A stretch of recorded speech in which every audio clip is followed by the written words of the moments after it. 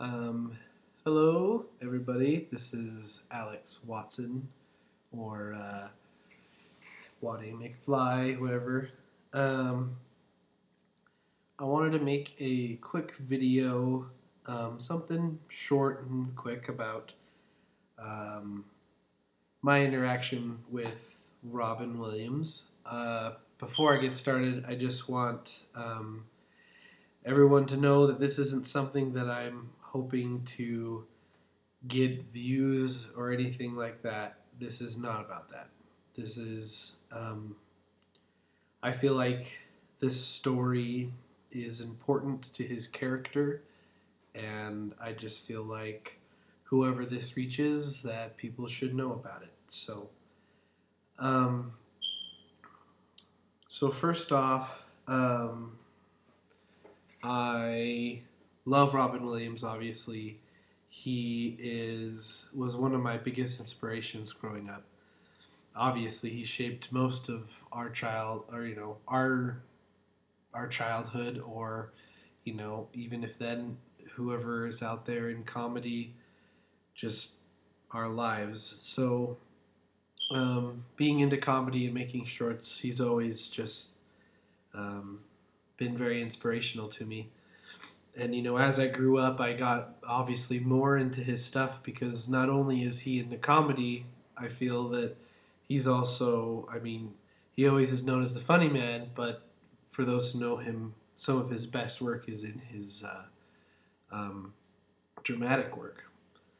Um, but anyway, so um, one day I just got out from college, and it was a couple years after college. I was with a friend, and my friend let me know, hey, did you know that Robin Williams was coming to town? And if you guys don't know, I'm from Utah, Salt Lake City, Utah.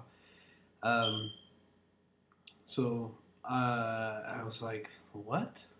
I mean, when people come here, for some reason, it always seems weird that people want to come to this small state. But she said, yeah, he's coming to one of the colleges here, and you should check it out. So Amanda was her name. Thank you, Amanda.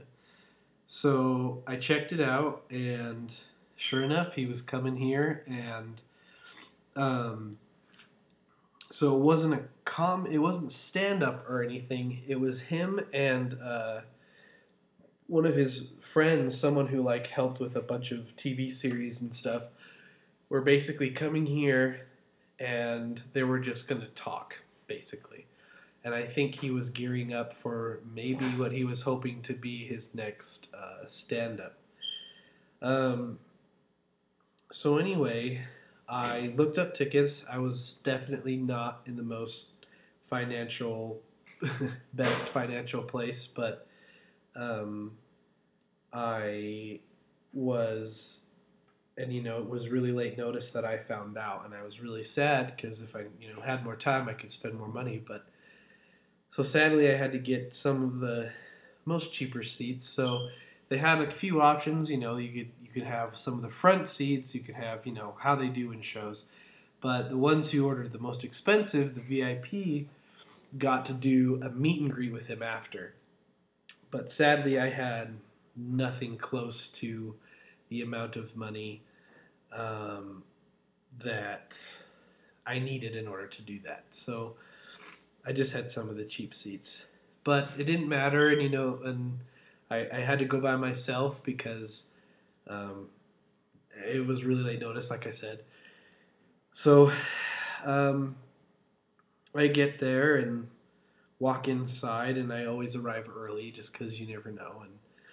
And I just kind of am sitting around waiting to go inside, and I'm kind of looking at the seats, and I'm like really far back, and not really the best seats, but of course, I'm still very, very excited.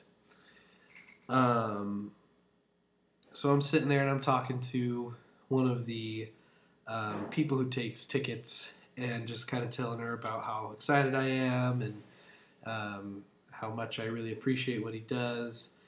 And while I'm talking, all of a sudden, this two old people, an older couple, come up and are standing next to me, and they were all in a fit about something, and I couldn't really hear them. And then uh, all of a sudden, one of them walked up to one of the ushers. That's what you call them, and they said, "So there's been a mistake. We are season ticket holders, and we went to go get our VIP tickets, and they gave us 3 of them, and we only needed 2. What should I do with this?" So I was kind of like, wow, like lucky those guys. They get 3 tickets, and I couldn't even afford one. Well, then the usher turned and looked at me and said, if I were you, I would give it to this guy. And this is the VIP where you get to go afterwards and do the meet and greet. And when she said that, I was like, holy crap. So they turned and looked at me and they were like, well, we drove here in a taxi. How about if you just give us a ride home, you can have this VIP thing. And I was like, I'd drive you all the way to New York if you needed to, if you would give me that. So they gave me that ticket, and and it was just. And then we went to the show, and the show was just absolutely amazing. And obviously, I was so excited because I had this ticket that I didn't even pay for, really. And I mean, um, sorry, there's a lot of thoughts going through my mind. So, um, it was an amazing show, or talk, or whatever he did. And he made a lot of great jokes and was just very lively and just very how you would expect him to be, So afterwards, they told us all to meet up at the front if you have the VIP ticket thing. So we go up front and we head downstairs to this thing, and and then he walks into this little room that we're all in, and he just has this really big smile on his face and just kind of looks around, and and I've seen these things before. So his publicist mostly said, hey, so he's not gonna call your grandpa, he's not gonna do this and that. Like, he wants to get time with everybody, so just do what you need to. So, and what I didn't know is you got a professional picture with him, and then he also signed a picture of him and gave it to you, which I have at my work. So, so it gets up closer to me, and for those who don't know me, like I said, I'm a very big actor, but I'm also a very big filmmaker. So I'm sitting there and thinking in my mind what I should say, and so I get up to him, and he, looks at me, big smile on his face, and as soon as I walk up there, his hand shoots across the table, and he says, "What's your name?" And I said, "My name is Alex." And he said, "Alex, it's a good name." And he begins to sign. And I just kind of had a flood of just words and just, I just said, "Hi, my name, like you said, my name is Alex. I'm a filmmaker, and, you really inspired me to do what I love, and I really mean it, and you really mean a lot of what you do."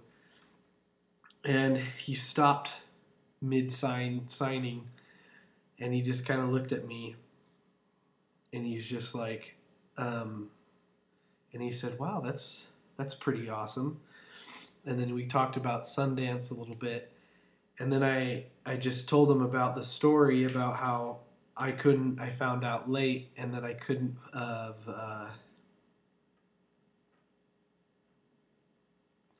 and how if I knew sooner, I totally would have bought tickets, but like somehow these people had this VIP tickets available, and I know people are gonna make fun of me for getting choked up over a comedian, but if you a lot of people don't understand what it means to have somebody that's made you laugh during those hard times or made you even cry during those hard times. It's just as powerful and just as needed. So anyway, I told him about the ticket, the VIP ticket, and he just looked at me and he said, "Well, it seems like we needed to meet today." And he said, "I hope that things work out for you, and I hope that maybe one day, if things work out, that we can make a movie together." He could have said that to millions of people, and even if he did, it didn't matter to me. The fact is, he said it to me. And I mean, you could definitely tell that he wasn't 100%.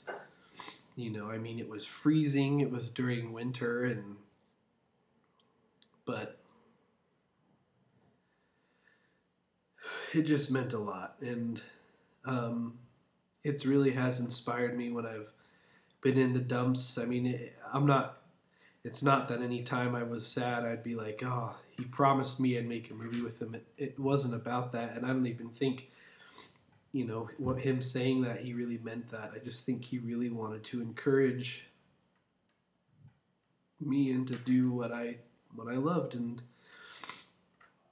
I just have seen a couple people post certain things about how he's just a person and that we mock up celebrities' deaths way too high. And,